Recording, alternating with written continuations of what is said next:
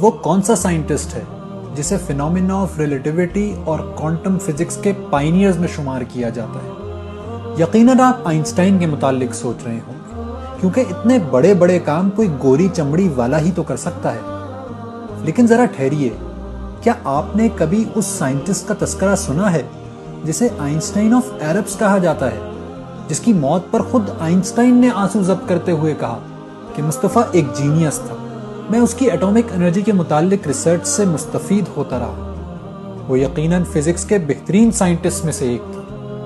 اس عظیم سائنسدان کا نام ڈاکٹر مصطفیٰ مشرفہ ہے، جس کا تعلق مصر سے تھا۔ Phenomena of relativity, quantum physics اور میتھمیٹکس پر 12 کتابیں اور 25 ریسرچ پیپرز لکھنے والے سائنٹسٹ کی کتابیں آج مغرب کی لائبریریوں میں بینڈ ہیں، جبکہ اس کی اچانک موت پر بھی انگلیاں اٹھائی جاتی ہیں۔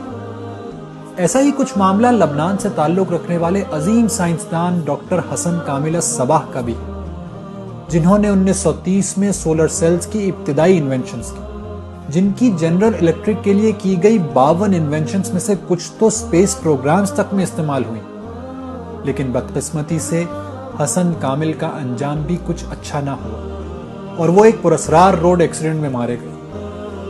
20ویں صدی کے عظیم سائنٹسٹ کا تذکرہ مسلم خواتین سے بھی خالی نہیں ہے۔ سعودی عرب سے تعلق رکھنے والی سامیہ میمنی نے ایک ایسی بریک تھرو انوینشن کی جس نے دماغ کی ایک انتہائی پیچیدہ سرجری کو کیمرے کے ذریعے ممکن بنا کر اس کے رسک کو منیمائز کر دیا۔ سامیہ میمنی کا انجام ان تمام سائنسدانوں میں سب سے زیادہ کربناک تھا۔ ان کی تشدد زدہ لاش نیو یارک کی ایک سڑک کے کنارے رکھے فریج میں پائی۔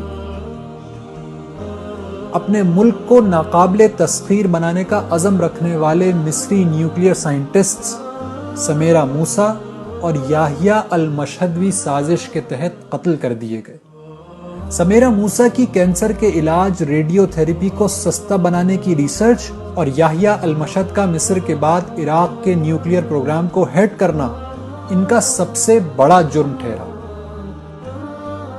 مسلمانوں کے سائنس کے میدان میں پیچھے رہ جانے کا ماتم تو آپ نے دانشوروں کی زبانی بارہا سنا ہی ہوگا، لیکن نہ ان باکمال مسلم سائنسدانوں کے کارنامے کبھی دنیا کو بتائے گئے اور نہ ہی ان کی پراسرار موت کا تذکرہ کبھی سننے کو ملا۔